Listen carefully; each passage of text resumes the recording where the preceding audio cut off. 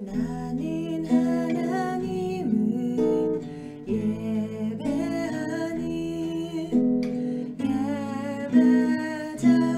예배자입니다.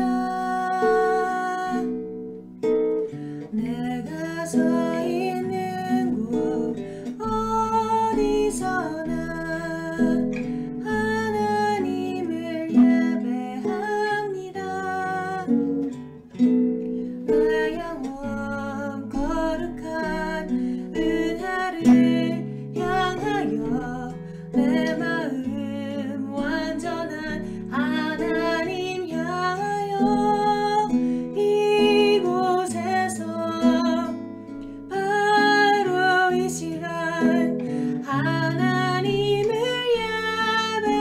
예배합니다. 나는 하나님을 예배하는 예배자입니다.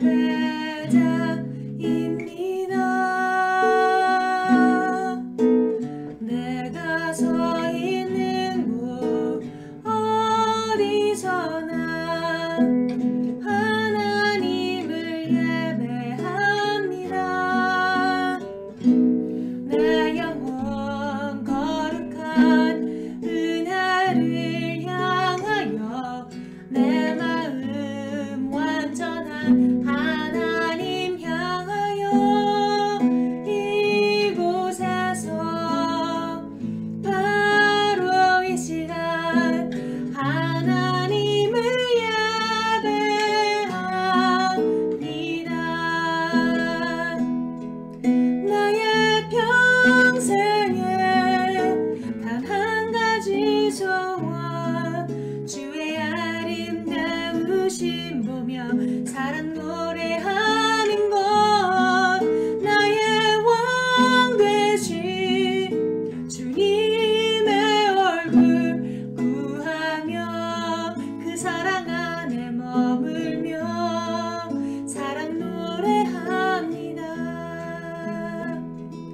나의 평생에 단 한 가지 소원 주의 아름다우심 보며 사랑 노래하는 것 나의 왕 되신 주님의 얼굴 구하며 그 사랑 안에 머물며 사랑 노래합니다.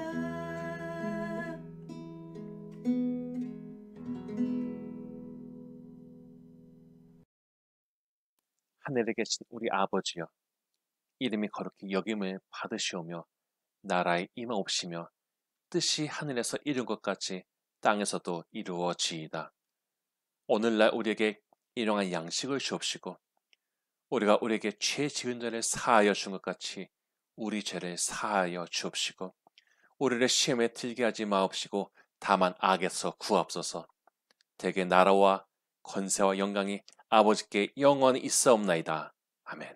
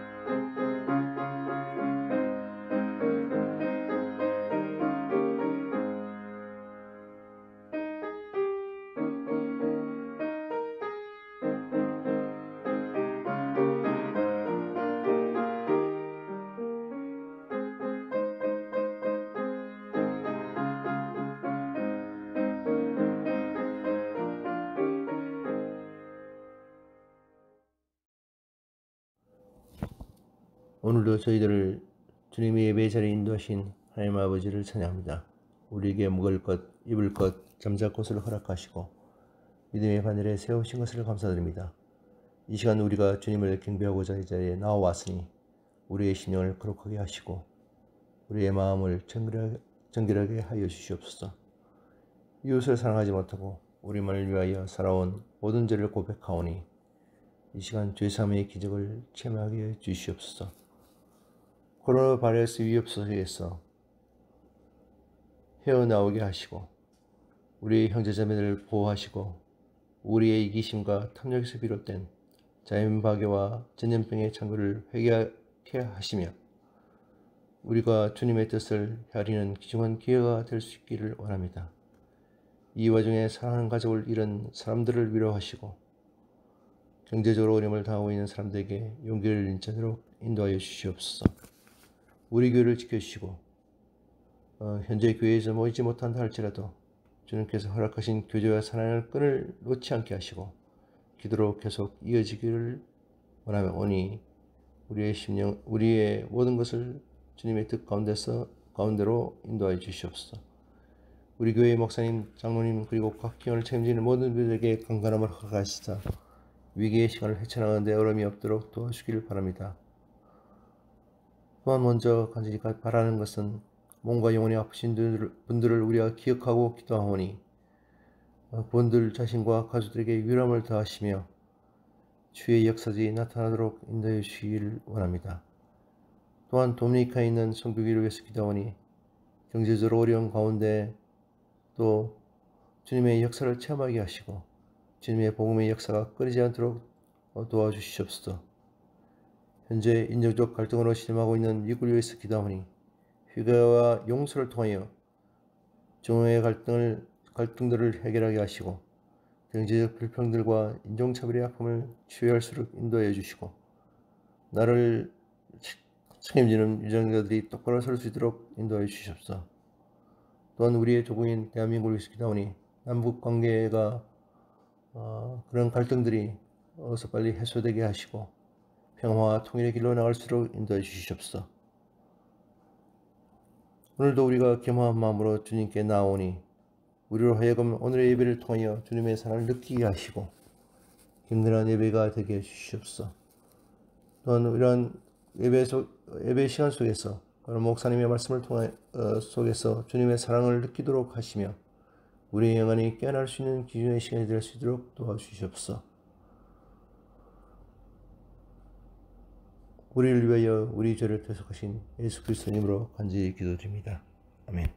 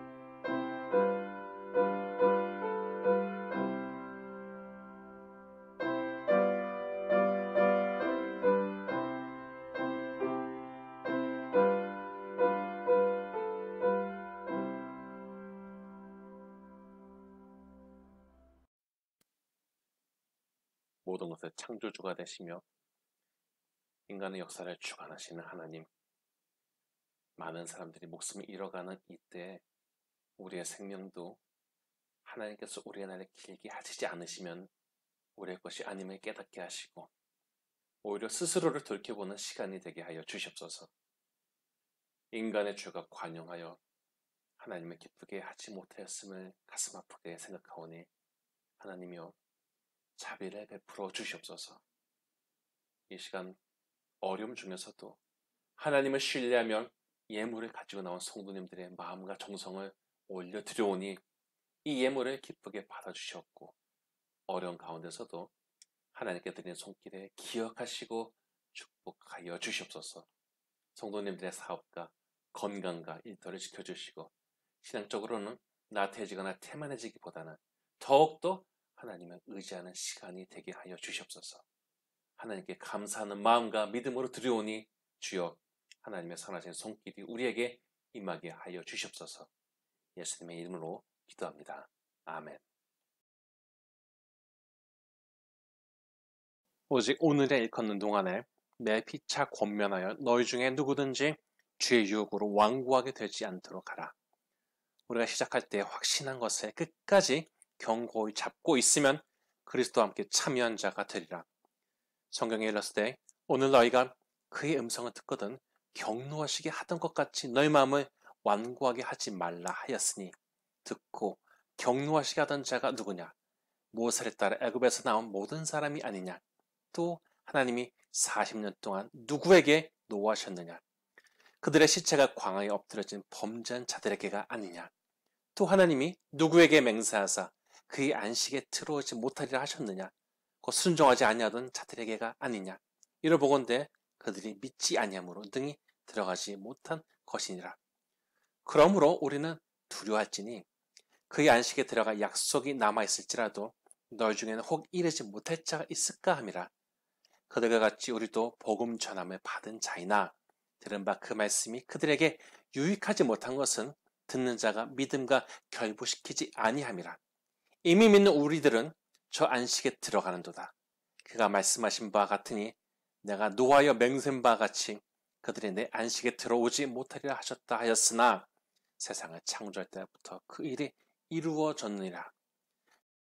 제7일에 관하여는 어딘가 이렇게 일렀을 때 하나님은 제7일에 그의 모든 일을 쉬셨다 하였으며 또다시 거기에 그들이 내 안식에 들어오지 못하리라 하였으니 그러면 거기에 들어갈 자들이 남아 있거니와 복음 전함을 먼저 받은 자들은 순종하지 아니함으로 말미암아 들어가지 못하였으므로 오랜 후에 다윗의 글에 다시 어느 날을 정하여 오늘이라고 미리 이같이 일렀을 때 오늘 너희가 그의 음성을 듣거든 너희 마음을 완고하게 하지 말라 하였나니 만약 여호수아가 그들에게 안식을 주었더라면 그 후에 다른 날에 말씀하지 아니하셨으리라.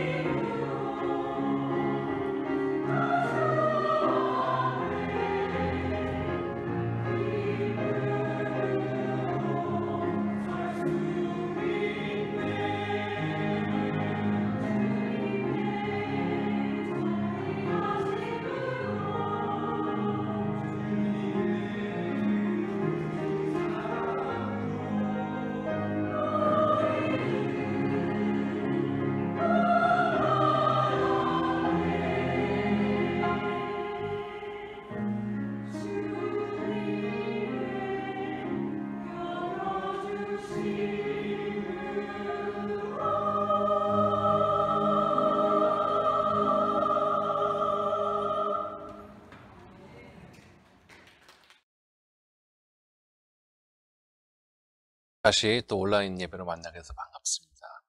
어려운 시간들 잘 지내기 바라시고 새벽마다 건강하고 코로나 바이러스에서부터 안전하시기를 위해서 기도하고 있습니다. 그런데 이렇게 온라인을 예배 드리다 보면 나태해지는 부분이 분명히 있을 것입니다. 이 부분에서 자각을 하시고 잘 스스로 관리하시기를 또한 부탁드리겠습니다. 오늘 본문의 말씀은 말씀과 믿음의 관계입니다. 내용이 좀 어렵습니다. 제가 천천히 얘기할 테니까 집중해서 잘 들어주시기를 부탁드리겠습니다. 사람과 사람 사이에서, 남자와 여자 사이에서 갈등이 생기는 아주 주요한 이유가 서로 중요하게 생각하는 것이 다르다는 것입니다. 예를 들어서 집안이 엉망인데 남편이 이웃집 사람들을 집안에 들여서 식사하고 보냈다고 합시다. 남편에게는 당장 배고픈 사람들을 먹인 것이 중요했습니다. 그런데 아내 입장에서는 집안이 엉망인데 다른 사람들이 나를 어떻게 생각할까, 이것이 훨씬 더 중요한 것이죠. 나를 게으르고 살림도 못하는 여자로 생각할 것이라고 그렇게 생각하니까 생각 없이 집안에 사람을 들인 남편에 대해서 화가 치솟아 오릅니다. 어떤 자리나 위치나 심지어 의상까지 사람들이 각자 생각하는 중요도가 다르기 때문에 이러한 자신의 마음이나 생각을 몰라주는 상대에 대해서 화를 내기 마련입니다. 그런데 대부분의 사람들은요, 자기가 관심 있는 것에만 관심 있고 관심 없는 것에는 관심이 없기 때문에 관심 없는 것에 대해서는 누가 굳이 설명해 주려고 해도 듣고 싶어 하지 않습니다. 저는 밀리터리물을 좋아하는데요, 60년대, 70년대에 나온 그 미국 영화 중에 2차 세계대전을 소재로 한 영화들 많이 있지 않습니까? 근데 그 영화들 보면요, 독일군 탱크다! 라고 나오는데 실제로는 당시 현용 미군 탱크를 가져다가 철십자 마크만 그려놨어요.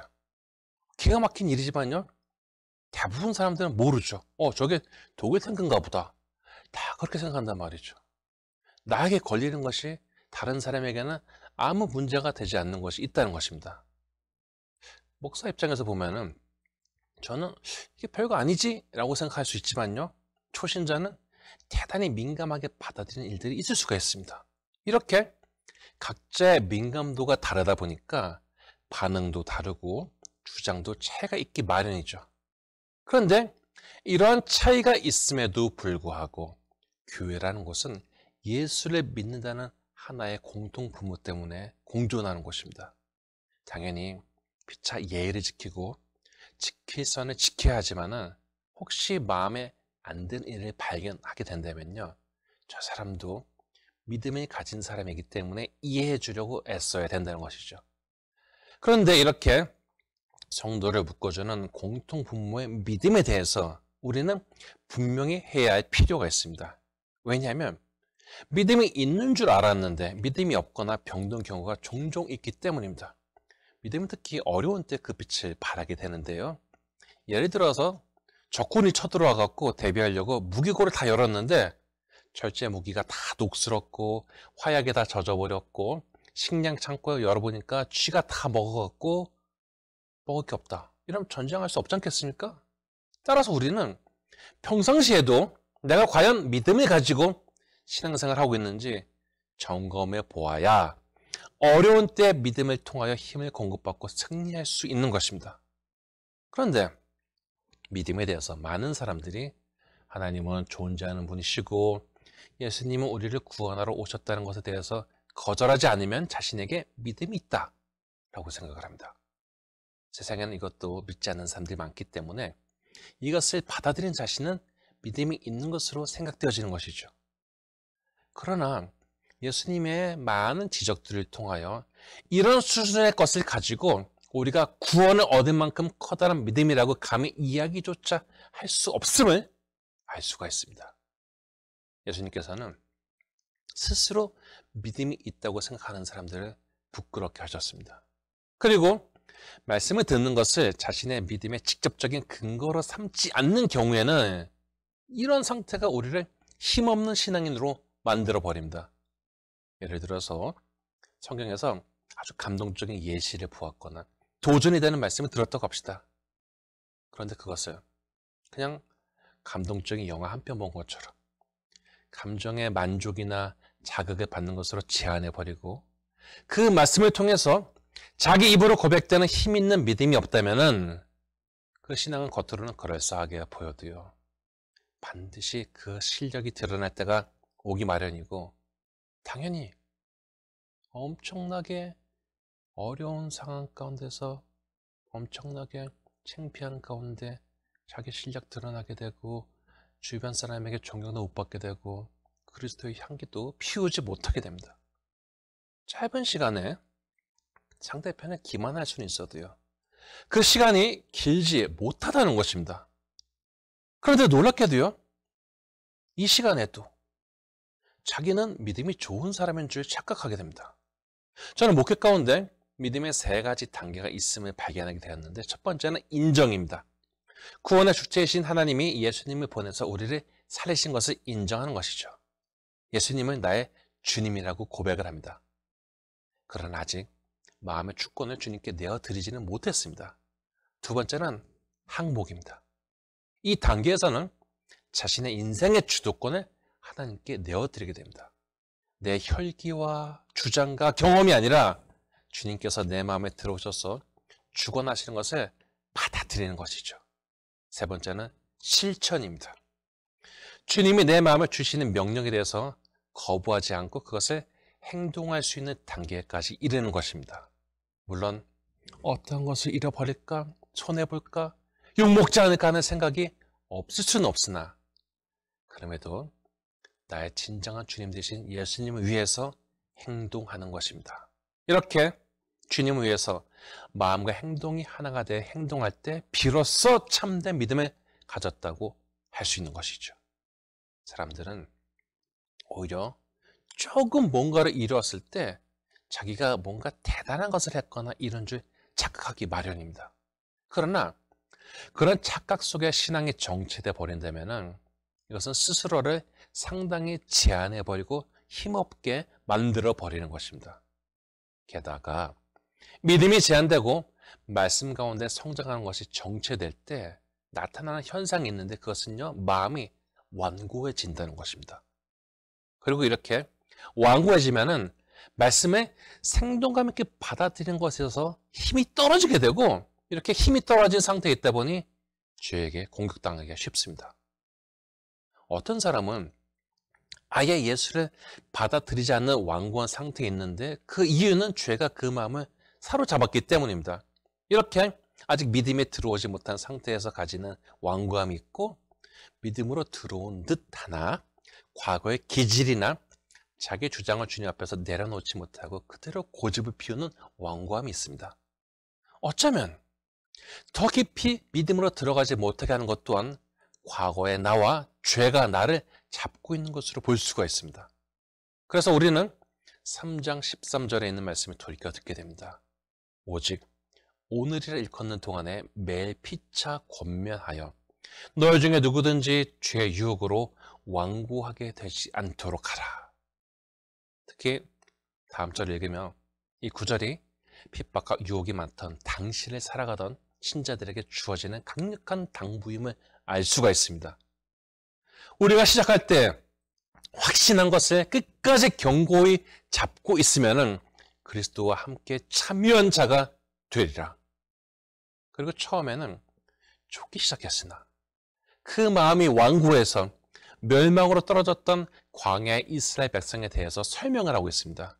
히브리서의 저자는 이들이 가나안 땅에 들어가지 못한 것에 대해서 3장 19절에 이렇게 설명을 하고 있습니다. 이로 보건대 그들이 믿지 아니함으로 능히 들어가지 못한 것이라. 그러니 이스라엘 사람들이 모세를 따라서 애굽을 나오긴 했지만요, 이들을 도우실 하나님을 신뢰하지 못한 것이 그들의 패망의 진정한 이유였다는 것입니다. 그 안에 있는 완고한 고집 때문에 하나님이 주시는 선한 것을 누리지 못하고 거절하고 패망으로 떨어져 버렸던 것이죠. 히브리서의 저자는 이렇게 믿음이 없기 때문에 하나님께서 준비하신 진정한 안식에 들어가지 못하는 사람들이 있음을 염려하였습니다. 목사가 성도에게 궁극적으로 바라는 것은 믿음 생활 잘하다가 천국에 가는 것이지 않습니까? 어떤 것이 이것을 대체할 수 있겠습니까? 그런데 성도님들 안에 믿음이 없다면요, 참 편하게 보기 어려운 것이죠. 목사가 장례식장에 가면요, 돌아가신 분을 위해서 오히려 즐거운 마음으로 예식을 집례하는 경우가 있습니다. 아, 그렇지. 이렇게 살다 가야 되는 것이지. 좋은 분이야. 신앙에 정말 좋은 영향을 끼치고 그렇게 인생을 마감하시는 분이 계십니다. 반대로 처음부터 마음이 끝까지 무거운 경우가 있습니다. 왜 그런지는 충분히 예상할 수가 있을 것입니다. 4장 3절에 보면 믿는 사람들의 안식에 대해서 설명하고 있습니다. 반대로 4장 6절에 보면 복음을 받고서도 순종하지 않는 사람들이 그것에 들어가지 않음에 대해서 설명하고 있고, 7절에는 오늘 너희가 그의 음성을 듣거든 너의 마음을 완고하게 하지 말라라고 시편 95편을 인용합니다. 하나님의 말씀 앞에서 고집을 피우고 자기 주장을 내세우는 완고함이 아니라 하나님의 은총을 얻는 자가 되지 않겠습니까? 우리 고집 피워서 어디 유익이 뭐가 있겠어요? 우리의 유익은요, 하나님의 사랑과 은총을 가져오는 것이지 않겠습니까? 그런데 자기의 완고함을 내세우면서 하나님께서 그런 축복을 주시기를 바랄 수가 있을까요? 다시 3장 15절 읽어보면은 성경에 일렀을 때 오늘 너희가 그의 음성을 듣거든 경노하시게 하던 것 같이 너희 마음을 완고하게 하지 말라라고 합니다. 누구에게나 고집 다 있습니다. 세상에 자기 고집이나 욱하는 성질 없는 사람 어디 있습니까? 근데 이런 고집이요, 아예 인격화가 되어버린 사람도 있어요. 누군가가 이것을 건드리려고 하면요, 난리 납니다. 이미 고집이 나의 소중한 일부요, 삶의 의미가 되어버렸기 때문입니다. 내 정체성이에요. 나를 변화시키기보다는 내 고집이 주는 기준으로 오히려 다른 사람들을 평가하고 세상을 평가하고 비판하고 비난하는 것이 훨씬 즐거운 일이요, 합당한 일로 받아집니다. 한편으로는 아무 줏대 없이 이랬다 저랬다는 것도 좋아 보이지 않기 때문에 나름대로 중심을 잡고 살아가는 인생이 멋있다고 스스로 생각합니다. 나는 나의 길을 가련다 라는 것이죠. 그런데 이렇게 자기의 고집 때문에 예수님을 구주로 받아들이는 것을 거부하고 자기가 자기 삶의 주인이 되려고, 혹은 교회는 다니지만은 내 마음의 결정권까지 말씀에 근거한 믿음에는 주고 싶지는 않습니다. 자기의 고집으로만 살려고 하면요, 자기가 생각해봐도 그 알맹이들이 부실하기 때문에 교회 다니고 말씀을 들으면서 뭔가를 채워야 하겠다는 생각은 드는데요, 그렇다고 해서 내 인생의 주도권마저 주님께 주고 싶지는 않은 것입니다. 그런데 놀랍게도 우리가 주님께 주도권을 드리면 뭔가 잃은 것 같고 삶의 의미를 잃어버린 것 같고 우리를 또 불안하게 만들고 어려워질 것 같고 손해볼 것 같고 위험해질 것 같지만은 실제로 그 열매는 정반대로 나타나게 됩니다. 솔직히 우리는 자신의 인생에 대해서 예측할 수 없습니다. 아무리 고집을 피워도 결국은 자신의 경험과 과거에 근거해서 주장하고 있을 뿐이지 앞날을 예측할 수는 없습니다. 많은 경우에 우리는 각자 인생의 항해를 태평양 같은 바다에서 하고 있습니다. 배를 타고 가고 있긴 하지만요, 목적지까지 가본 적이 없습니다. 그래서 지금 한 10km 항해했던 그 기억과 경험을 가지고 앞으로 있는 수천 킬로미터를 짐작하고 갈 뿐입니다. 그런데 오히려 키를 잡는 것을 주님께 내어드린다면 우리는 마음의 평화를 얻을 수가 있습니다. 물론 나는 배를 관리하기 위해서 내가 해야 할 일을 열심히 해야지만은 방향 자체를 예수님이 아시기에 커다란 마음의 짐을 덜게 되는 것이죠. 현실적으로 오랜 시간 마음에 부담을 주던 것을 믿음으로 맡길 때 오히려 더 좋은 일들이 있음을 보게 되면서 정말 믿음이라는 것은 실제적인 것임을 확신하게 되었습니다. 그리고 이렇게 인생의 유익을 얻는 믿음 생활을 하기 위해서 어떻게 해야 하냐면 열심히 말씀 묵상하고 스스로를 돌이켜보고 기도하며 믿음의 고백을 하면서 그 말씀이 그냥 듣기 좋은 어떤 도덕적 가르침이나 옛날 이야기로 봤던 수준을 넘어서서 이제는 나의 인생의 기준이요 어둠을 밝히는 등불로 인정하고 주도권을 갖게 하는 것입니다. 시편 119편 105절을 보면요. 주의 말씀은 내 발의 등이요 내 길의 빛이니이다 라고 하는데 말씀을 정말로 내 인생의 길을 밝히는 하나님의 인도하심으로 받아들일 때 이렇게 말씀을 존중하고 세우는 태도가 우리 인생에도 커다란 유익으로 다가오게 된다는 것입니다. 말씀을 듣고서 자기 감정과 배치되는 것을 느낀 적이 있을 것입니다. 아, 듣기 싫어. 저건 내 마음과 맞지 않아. 분명히 있겠죠. 당장 내가 어려우니까 위로의 말씀이나 좀 달콤한 말이나 해줬으면 좋겠는데 이 상황에서 나보고 용서하고 나보고 더 큰 품의 사람이 되려고 하니 당연히 편치가 않습니다. 그런데 말씀에 순종하는 사람은요. 아무 감정도 없고 아무 생각도 없는 사람이라서 그 어려운 말씀을 받아들이는 것이 아닙니다. 비록 감정적으로 거스르고 싶은 부분이 분명히 있지만 하나님의 말씀을 따르는 것이 훨씬 더 유익함을 아는 것이고 이 모든 일의 주권자이신 하나님 앞에서 사랑받는 자로서 서고 싶다는 신앙적인 소망이 이것을 가능하게 하는 것입니다. 그래서 3장 6절에 보면은 우리가 소망의 확신과 자랑을 끝까지 굳게 잡고 있으면 우리가 그의 집이라 하는 것처럼 그 믿음이 마지막까지 떨어지지 않는 단단한 성도로서 주님 곁에 붙어 있는 것입니다. 우리가 자기의 감정이나 상황으로만 보면은 하나님의 말씀이 우리의 통제나 평가를 받아야 할 것으로 보이지만요. 깊어진 신앙에는 말씀 앞에서 겸손하게 되는데 이것은 내가 오히려 하나님의 말씀을 통하여 읽혀진다는 것을 알게 되면서 가능해집니다. 전에는 자기 감정이나 자기 짧은 지식으로 말씀을 가지고 판단하고 자기 주장을 했지만은 그게 중요한 것이 아니라 내가 말씀을 통해서 하나님 앞에 읽혀진다는 것을 이제는 깨닫게 된다는 것이죠. 그래서 4장 12에서 13절 이렇게 말합니다.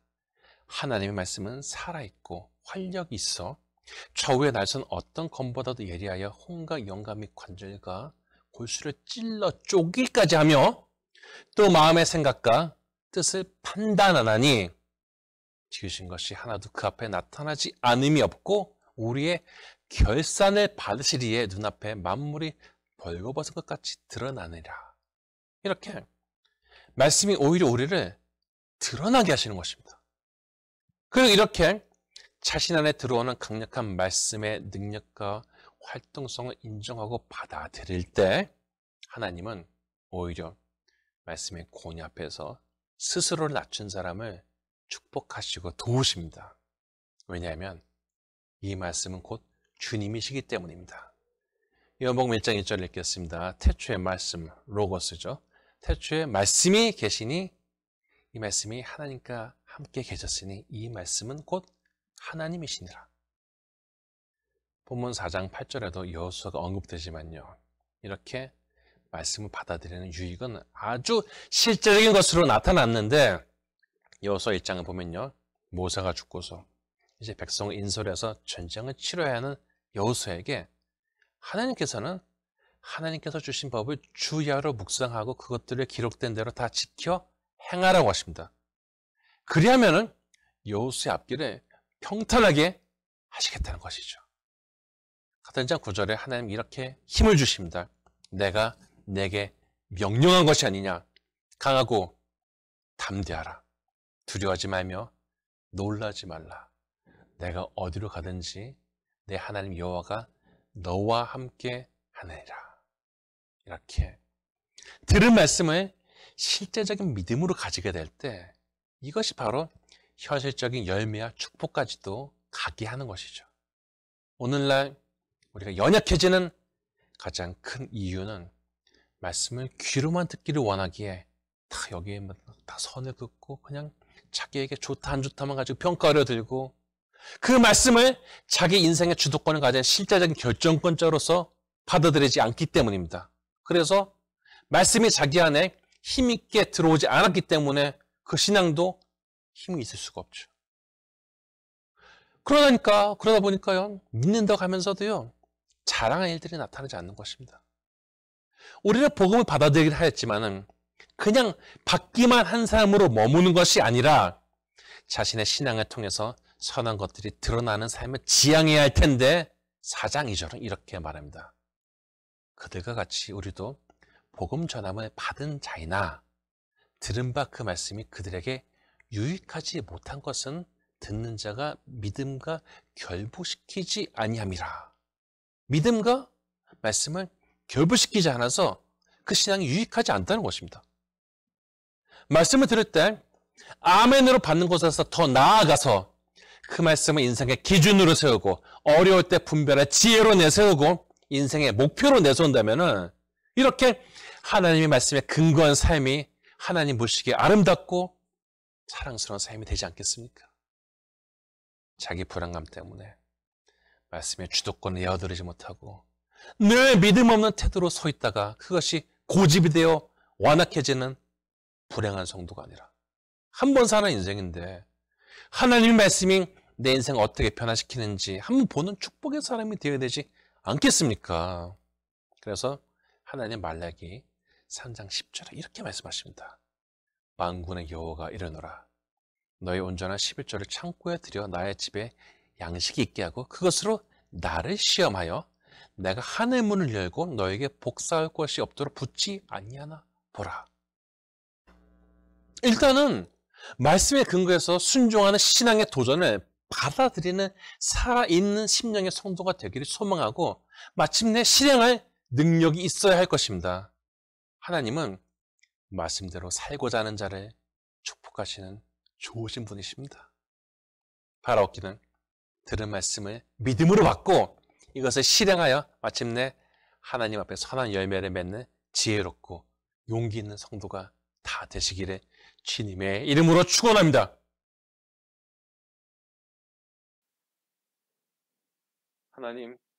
하나님께서 우리를 살리시고 우리를 돕고 우리를 구원하시기 위해서 말씀을 주셨습니다. 하나님께서 주신 말씀을 겸손하게 들을 수 있는 마음을 허락하여 주옵시고 이렇게 말씀이 주권을 가진 진정한 믿음의 사람이 되게 하여 주시옵소서. 어려운 때에 오히려 단단함을 볼 수 있는 진짜 백의 성도가 되게 하여 주옵시고 자신의 고집으로 말미암아 말씀 앞에서 완고하게 버티는 어리석은 자가 되지 않게 하여 주시옵소서. 믿음이 없이는 하나님의 인도하심을 하나님의 축복을 얻을 수 없고 믿음이 없이는 구원을 받을 수 없기에 진정껏 더 좋은 것을 위하여 선택할 줄 아는 지혜와 영적인 분별력이 우리 가운데 힘있게 흐르게 하여 주시옵소서. 예측할 수 없는 인생이기에 하나님의 말씀이 우리 인생의 등불이와 빛이 되게 하사 방황하거나 시간을 낭비하지 않고 그 빛을 따라 꾸준하게 갈 수 있는 지혜로운 저희가 되게 하여 주옵시고 우리 스스로를 말씀 앞에 드러내는 가운데 주님이 함께 하심을 더욱더 느끼고 신뢰하고 영감을 얻는 우리가 되게 하여 주시옵소서. 주님이 주신 말씀이 우리 인생의 지침이 되기를 원하오니 말씀을 통한 승리를 주님께 드러내기를 원합니다. 주님 도우시고 힘을 더하여 주시옵소서. 예수님의 이름으로 기도합니다. 아멘.